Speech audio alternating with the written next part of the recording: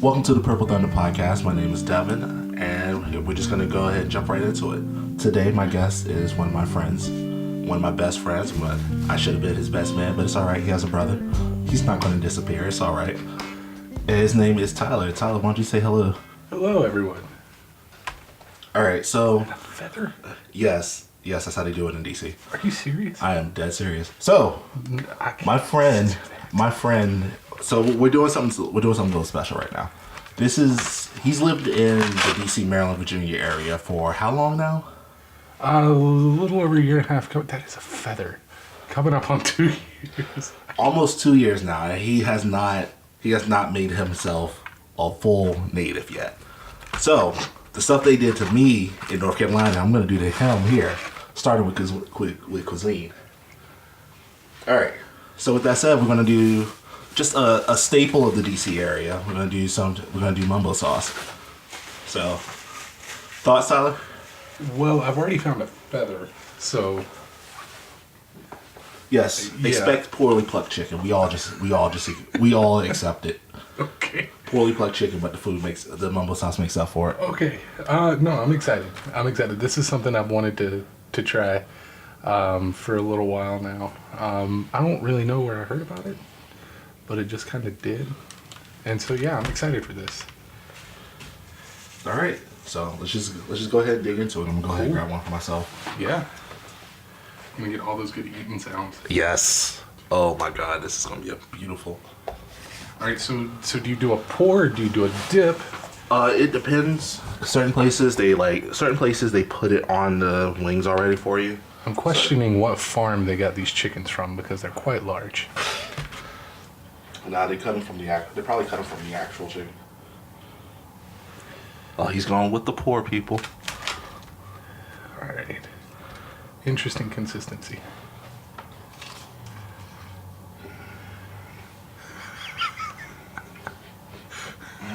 All right. Trying to get a plan of attack. I live in Baltimore, so I miss this taste. All right, here we go.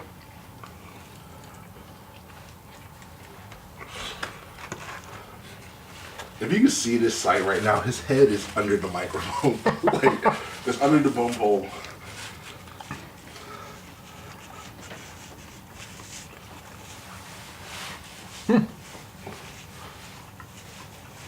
So, I'm gonna finish your.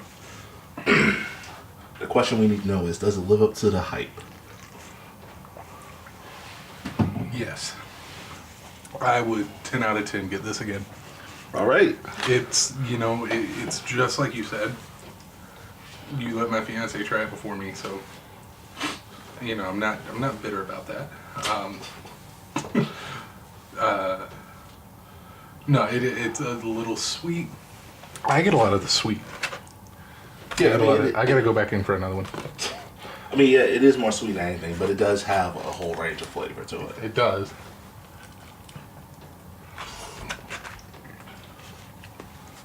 Get all those eating sounds. All right, so we're strapped for time, so this is dinner. We're doing dinner at a podcast right now. All right. Yeah. It's kind of like I've been really into that YouTube series, Hot Ones.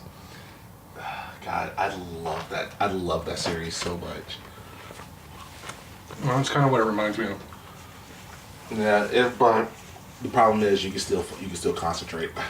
Yeah. I think that's the whole appeal of it. It's like a slow incline to insanity. Man, they don't give you just the chicken wings; they give you the whole chicken. Mm-hmm. I ain't mad about it though. All right, so since I got you here, why don't you just talk about yourself for a little bit? Just who are you? What do you do?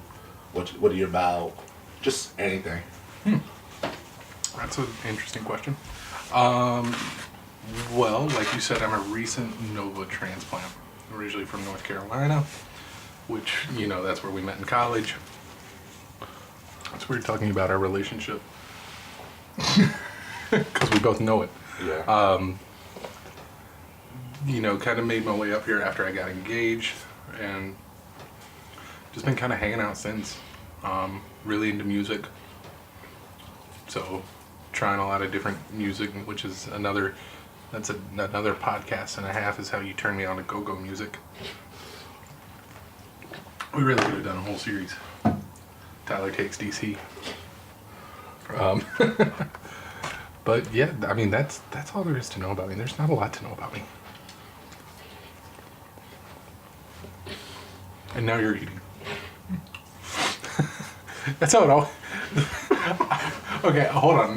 Now you want to describe the scene. I just watched a man bite a chicken wing, and produce a bone that I didn't even know existed from his mouth. Give me a napkin. That was a thing that was amazing. Look, I thought you were going to talk a little bit longer. I'm trying to give you a platform to be you.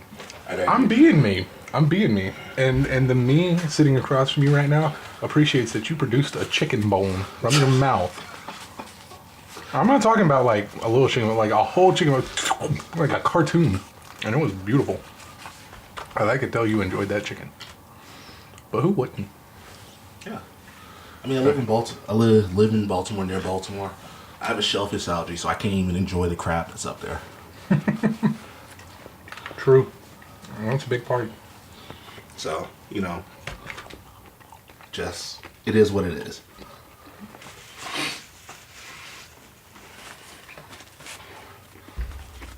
So, being that we met in college, let's talk about college life for a little bit. We can either talk about that. We could talk about the stuff going on with UNCG. Okay. Just like. Okay, I got some thoughts. I haven't found another feather yet, so we're going good on that. All right. So, what part of UNCG you want to talk about there? I'm open to anything. I mean, I think most people. Well, I won't say most people.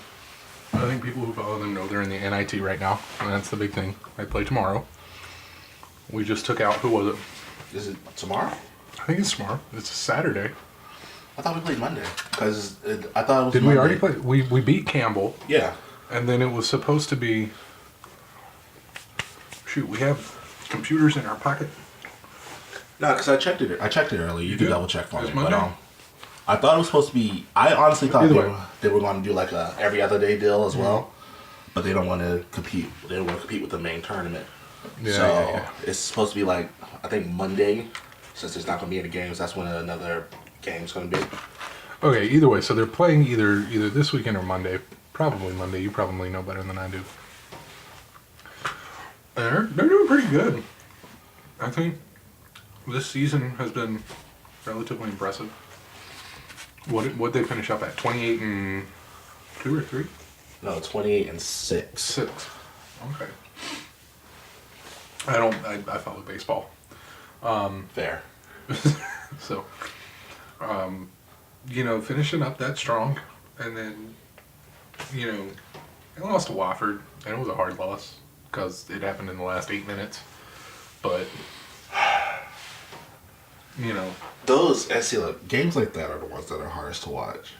Because you can see, because like they were talking about during the broadcast, you see they were up all night planning how to shut them down. Yep. Activated it for the first 32 minutes of the game. Oh yeah. And then just like the last 8, they just gassed themselves out.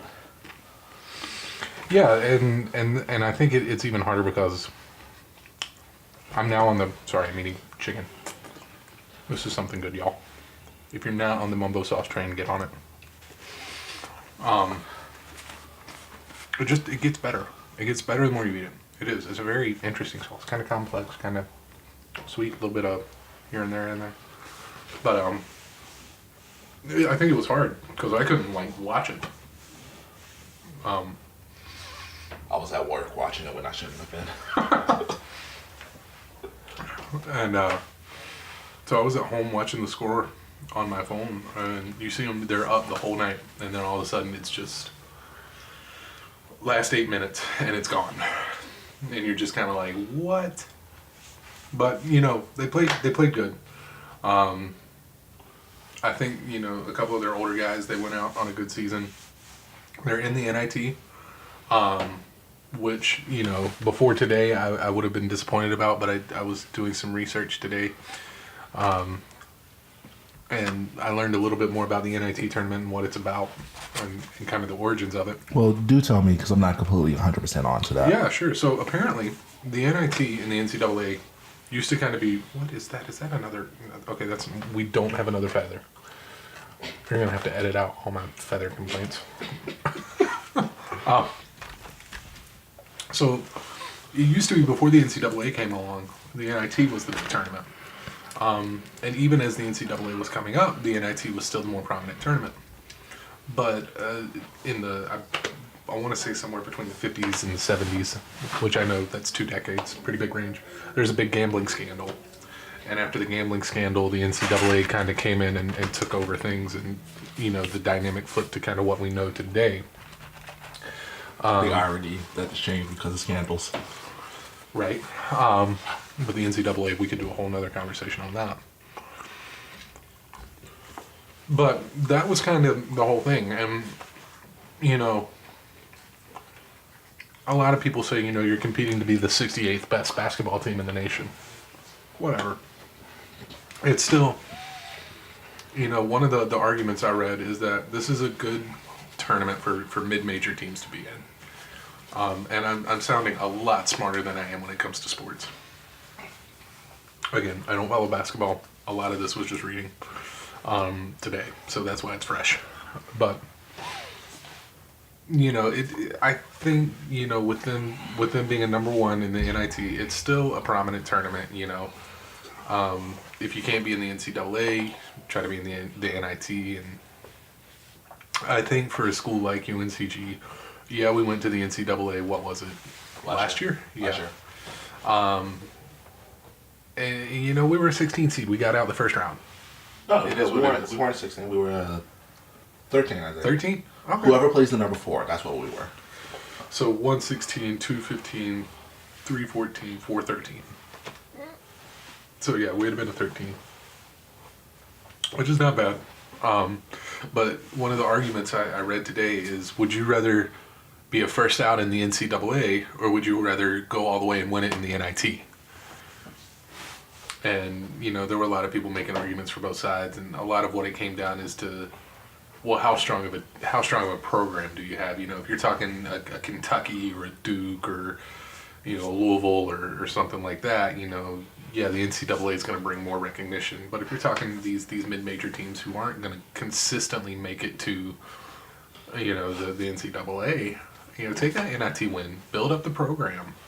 Well, I mean, I get that, but at the same time, it does show the elitism in college sports. Yeah, and I mean, a lot of that gets back to the revenue side of things. You know, these teams that go out and win, they're gonna have the money to recruit the big players.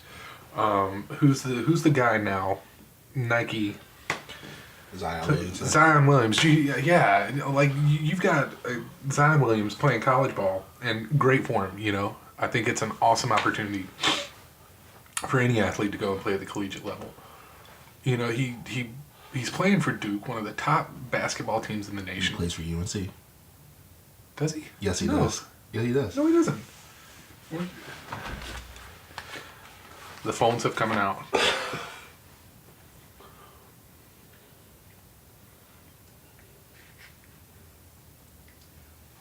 Quick phone break. All right, so who does Zion Williamson play for? Oh, I'm sorry. I'm sorry. I was gonna make you edit that out, but I'm right. No. All right, so I was wrong because I remember the injury. Is like I remember the white uniform. Yeah, no, that's fair. You know, he goes out, his shoe messes up, and now Nike is evaluating their shoes. You know, so you know, I think these bigger schools have the money to bring in big players. But I think there's something to be said for these schools that can't necessarily consistently make it to, and I'm pulling arguments I read offline, but I stand by. The schools that can't consistently make it to the big tournaments and get the recruiting that they need to get to the big tournaments and compete at that level, there's something to be said for going to the NIT and playing and doing well.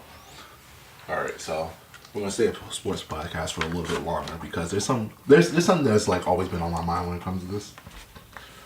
All right. remember, I think it's 2012. Oh man, you're asking me to think back. Darling of the tournament. Shaka Smart, nobody can touch him. Mm-hmm. On top of everything right now. Mm-hmm. And then he comes out and says, "I'm not going to go anywhere. VCU, we're going to make VCU a thing." Mm-hmm. 2 years later, he's at Texas. Mm-hmm. So,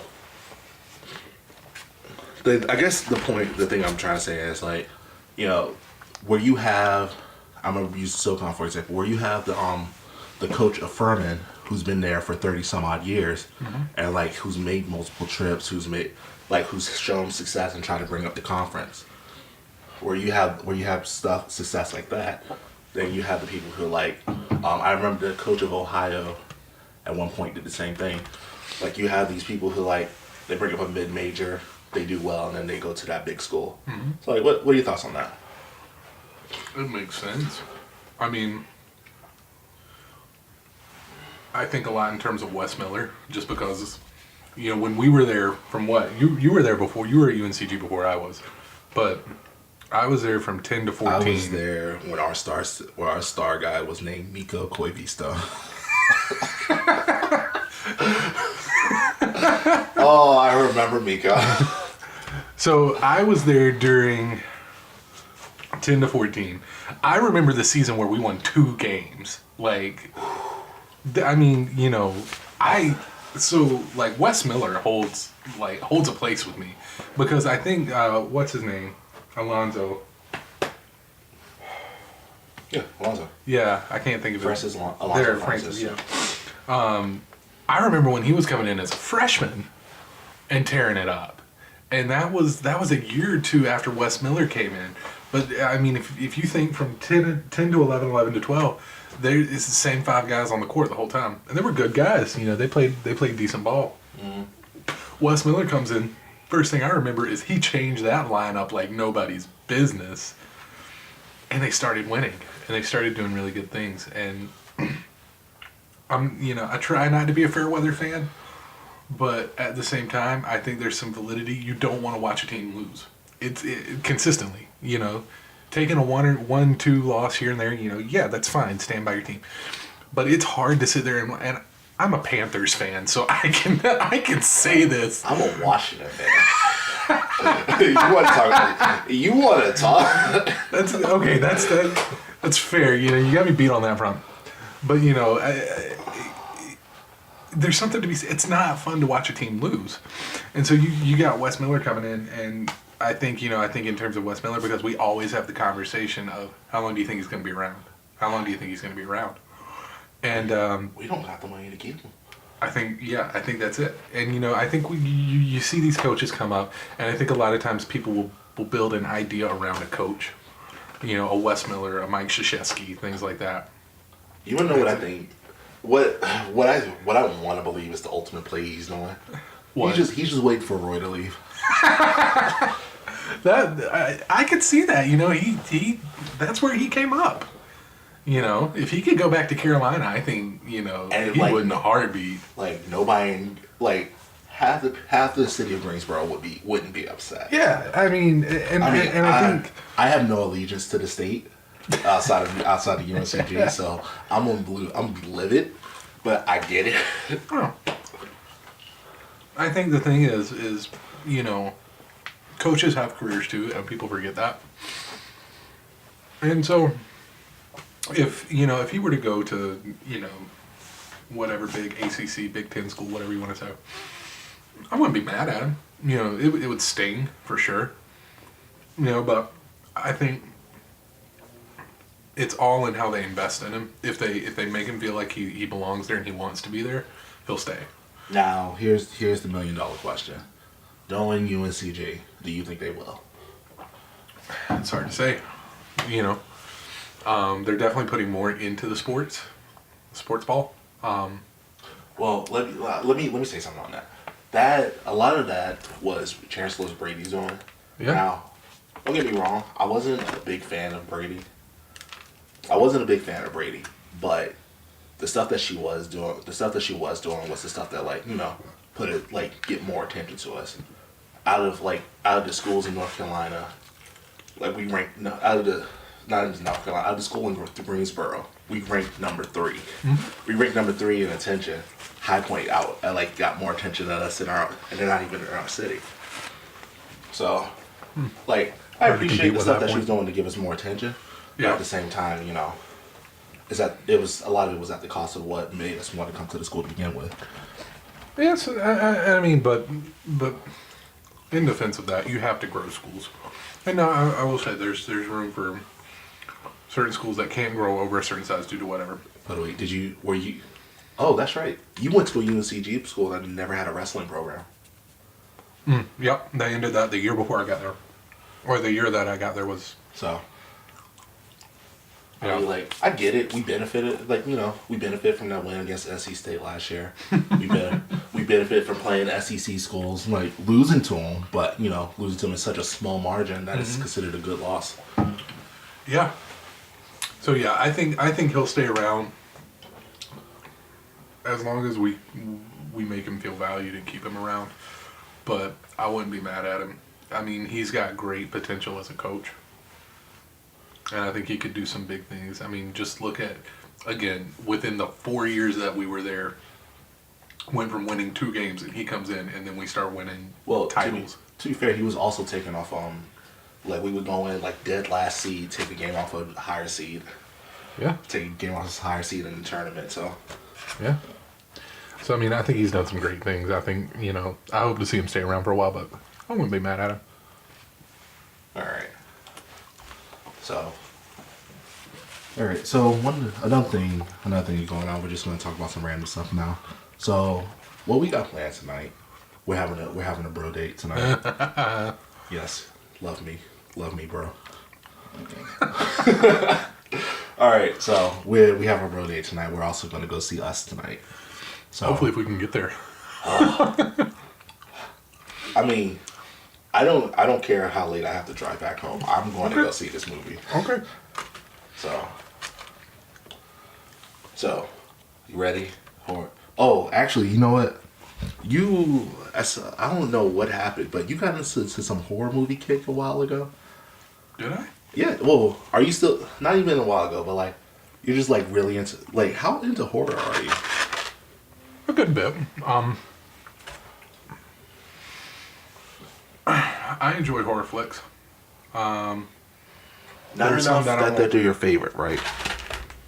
It depends on the movie. There's some that I won't touch with a 10-foot pole. Will not go near The Exorcist. At all. Is it because you work there now? No. I don't do religious horror. Freaks me out. Oh, okay. So there's a lot of good movies you wouldn't watch then. Yep. That's one of my lines. I don't do spiritual, religious stuff. Conjuring, any of that. Nope. Love a good slasher flick. What about psychological horror? Depends. But yeah, I'll go for it. Give me an example. All right, so people give me crap for this one. I don't care. For the movie 1408. I don't know that I've seen that one. That's about the room, the hotel room, isn't it? Yeah. I remember hearing about it. I haven't seen it. I'll do a psychological thriller. I think some of my favorites. I've seen. I enjoy the Saw flicks. You can't beat a good gore movie. It just kind of happens. All right. Story behind Saw. There's the first 3 are written by the same person, and the last are just written by a completely different person. And it shows. All right, talk about that. I think the first 3. It's been forever since I've seen these movies. First 3 are really solid films. I think they really play into the what if, what would you do scenario really well. The last, however many they've made, have gotten progressively worse. The 3D one that they did was hysterical. I'm not gonna lie. The only reason I saw Saw 6 is because Eddie Winslow was in it.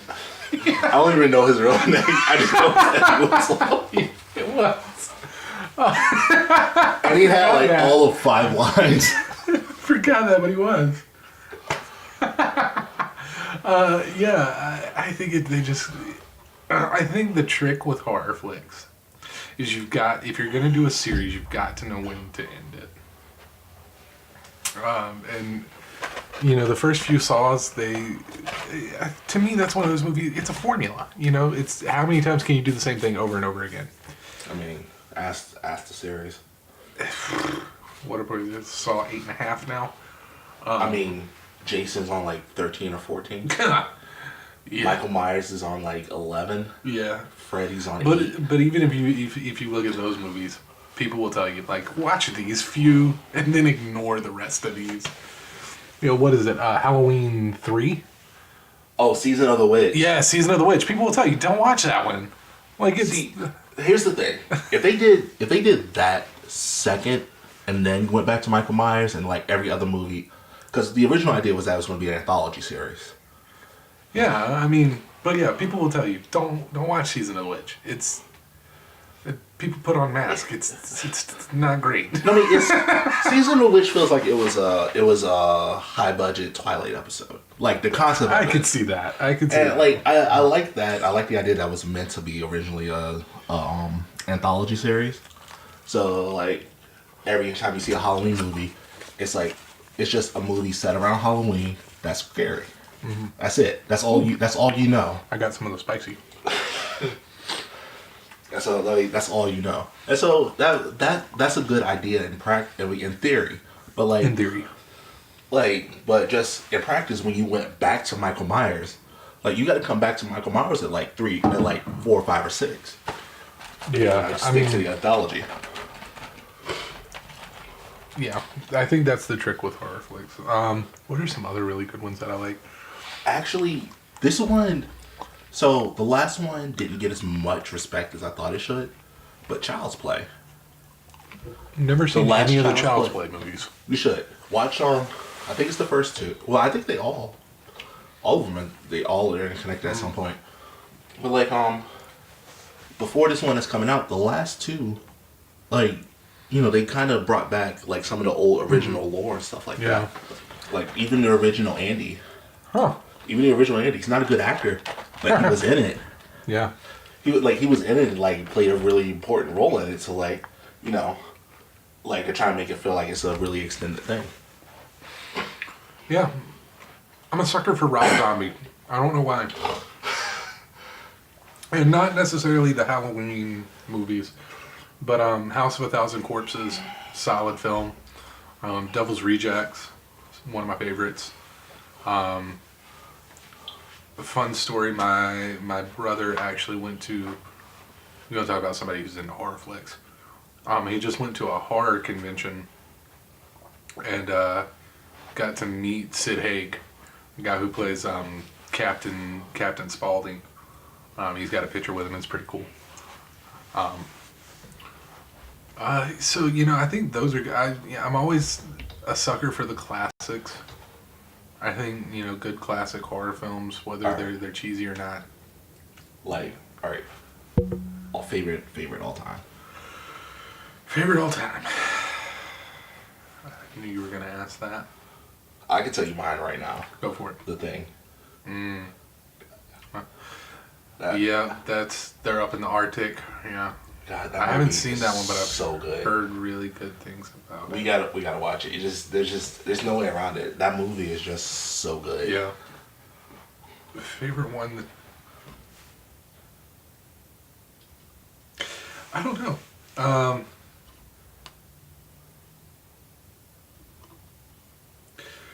For some reason, I'm leaning towards something like probably The Devil's Rejects or something. I probably could watch that again. Again, I think it's more the gore stuff that, to me, I can handle. So I was actually talking about this with someone at work. It's like, it's different types of scares that affect people differently. Mm-hmm. Like I have someone like psychological. Oh, back up! I know it. Wait, the one 2017? Both of them. They both hold special places in my heart. I completely forgot about it until now. So the 2017 one is really good just because I think that's probably one of the most fun That's some of the most fun I've had That going to has see a its movie. problems, but I still love that movie Seeing you sit in the theater and get all giddy at a horror flick just made everything. Oh, okay. We were the only. There was us two and one other guy in that theater. Let's no, I think it was a lady. Was it a lady or a guy? It doesn't matter. There was another person. Yeah. All right, so let's talk about this. All right. It's a fantastic movie. I was a film major in college, so seeing things that remind me of that, it's gonna make me a little excited. Yeah. So there's a scene. If you haven't seen it, spoiler alerts, don't care. All right. There's a scene where they're in a garage going through like an old I don't even know what they call it. It's a film reel. It's like a projector, but and it switches. Yeah, it's like an old projector film reel thing. Like you click a button and it goes to the next one. And so the basis of film is like they're all it's literally what it says, motion pictures. So you click it fast enough, you can make a movie by just going through those pictures. So what happens in it is they kick the thing over. They start seeing Pennywise in the thing. So they kick the thing over, and then it starts clicking by itself. And so the more it clicks, it gets faster and faster. Yeah. And you see Pennywise, and then after a certain point, it just stops, and it just does my second favorite thing in all movies, like strobe lighting. So it starts strobe lighting every time it flashes. Pennywise, dark. Pennywise, dark. Kill, near kill with Pennywise. It is my favorite scene in that movie. But yeah, I think the 2017 one, I think it's just a fantastic movie. A lot of fun to watch. I saw a dude in a yellow raincoat the other day, and it still kind of messed with me. Whoa. Have you seen any red ones?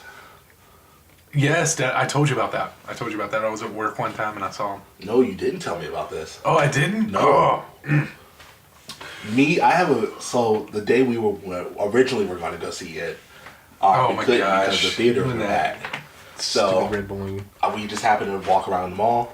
I saw someone at a jewelry store holding balloons. I asked her for the red one. She let me have it, and I soon went home and tied that to a drain post. Yeah, so I was working. I can't remember where I was working. I've changed jobs a few times since being up here.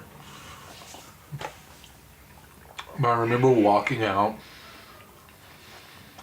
and there was a drain post.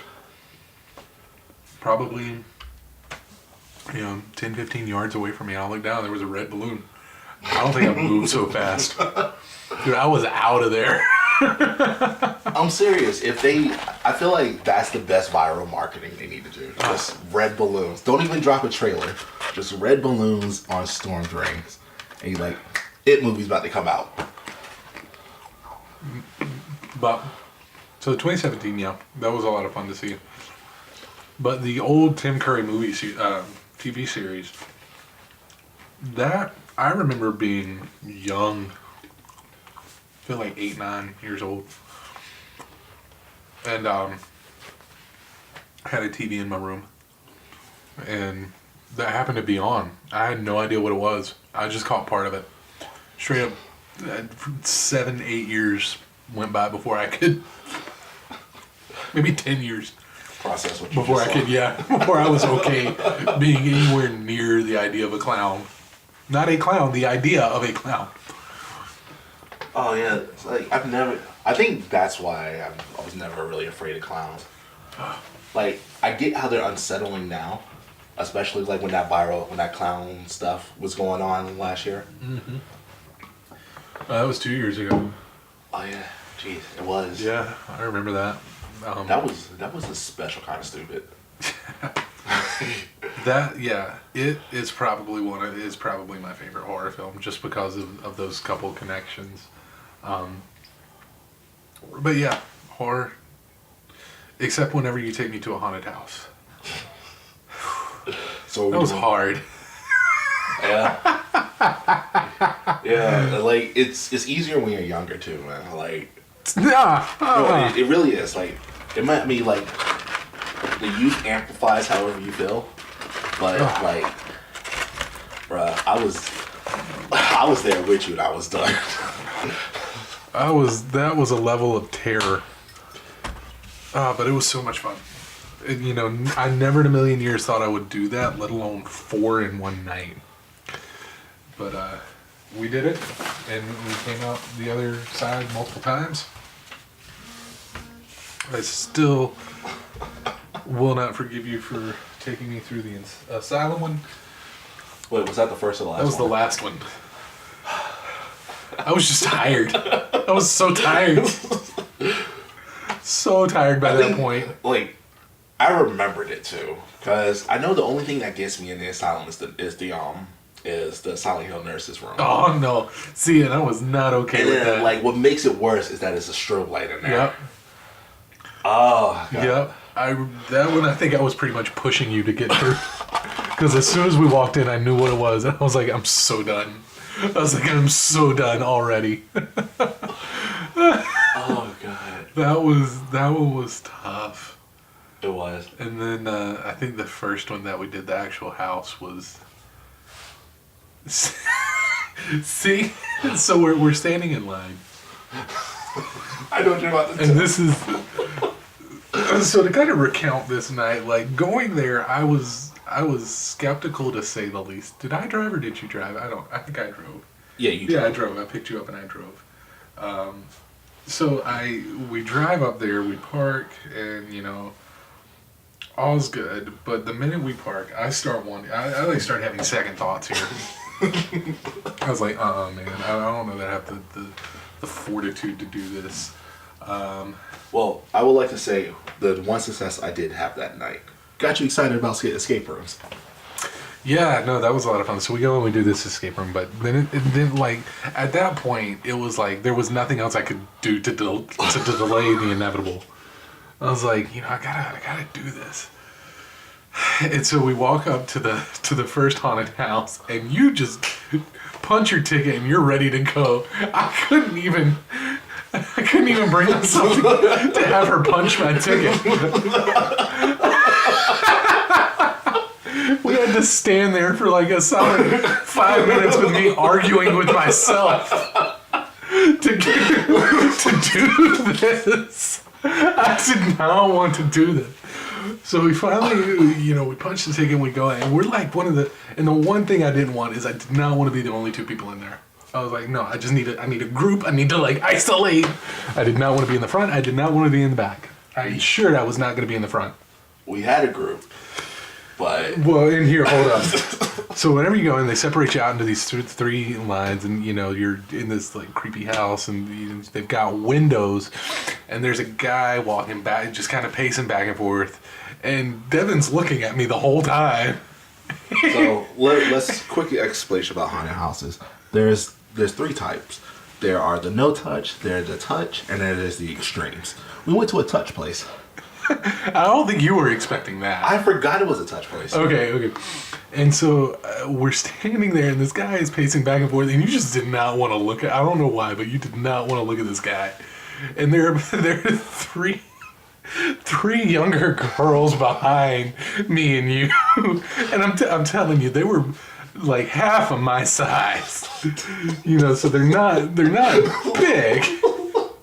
But I'm standing there, and I see this guy walk by, and I go, Devin. And I know. And then the minute he reached through that window... No. What happened? I was like, you can say Devin. And it was like, bruh, it's all right. This is a no touch. And as soon as I said no touch, he touched me. That entire line moved. You about went through us. I had, like... Those girls, I look back at their eyes. They saw you come. Oh, no.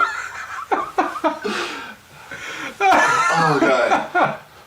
I forgot it was a touch place. So, you know, it brought my expectations right back to where they needed to be. Because I was going there, I was like, okay, I know the one thing that I'm scared of in here, and then the rest I'm good.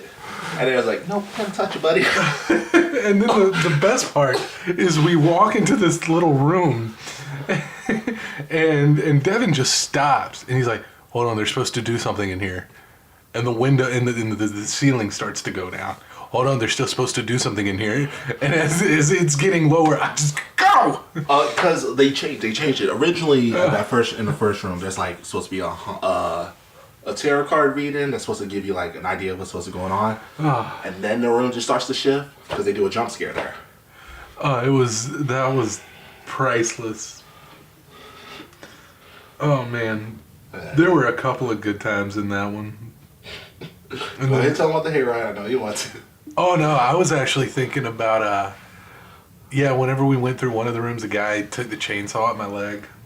It was Field of Screams in Lancaster, Pennsylvania. Go, it's a great time, and well worth the price.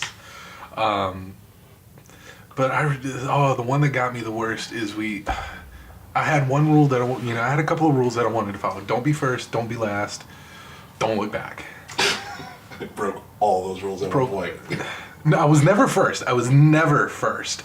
And I knew I was not gonna let that happen. No. Okay. Okay. But I was last in every single one, and I was not okay with that. See, what it was like. It like, have you ever noticed like when you're driving on the highway, sometimes you're with a group of cars. Yes, and then it's you either get separated from them or you just go past them. It's like that. Well, yeah. So we go in, and this group of girls, and I'm in the middle of it all, and it's a thing of it's awesome. Here I am, 26 years old, 245 pounds, 6 foot tall guy. Didn't have the beard at the time, but I've got like 3, younger girls behind me, and I've got Devin in front of me, and I'm just cowered down in the middle of it all, just like having the simultaneously the best and the worst time. It was so much fun, but the whole time I was just and a lot of it was because it was the first time I'd ever done something like that. But we go through this one room, and they have like these clowns. And, we made it through the room, and I look back, and kid you not, this girl was like 6 inches from my face. I thought I was going to be on your back at that point. Like, if we were not moving at a 45-degree angle, 30-degree angle down, I would have been gone. That was good. Yeah, the hayride, of course, the hayride. I think, my first time doing the hayride, I did it at night because we decided to wait for it to get dark. Which we made the wise decision not to do this time. Because it started pouring that night. Yeah, it did. Oh, I forgot about that part. Yeah. We made the right call. So we decided we do the hayride during the day. I tell them, I'm good with everything except 2 parts. There's a part in the cemetery. Spiders come down. Not cool. He's like, he doesn't like. He knows this is fact, but he doesn't realize how much of a fact this is. What's funny is the whole time we're riding across from this couple who are probably in their mid-40s, and the whole time she's freaking out, leaning up against the guy, and he's like got his arms around her. Continue. I mean, the necessary backstory. I feel like we were a mirror in that couple at one point. Oh, at one point we were, very much. We go into the spider room, and you immediately just shrink. No, we go past the first spider. It's like, okay, no, like, oh, they must have took it out this year. I'm riding good, going through some other stuff. It's cool. I'm like, oh, okay, this is what it looks like during the day. And then we come to the glass house. You see spider webs, and I'm like, F. And all I see is like a giant tarantula come down. I'm like, nope. And so I'm down in the hay. Like, I slide down. Like, to other people, look like I pass out. Oh, yeah. She looked over and I got him. I slide down. Eyes are closed the entire time. Pulled your toboggan down. Yes, I pulled my toboggan, newly bought toboggan down over my head. Still got it. Pulled that down. Would not open my eyes until I knew we were like a good to the next stop. And then like once we were like good and clear, come up like nothing happened. Like, what's up, man? That was classic. Mumbo Sauce. Yes. Good stuff. Good stuff. We're gonna have to do this again because we gotta head out. Yeah. All right. Oh man. Well, anyway, I had fun. Yeah, I did too. That's great. So Thank you for joining us, and we'll see you guys next time.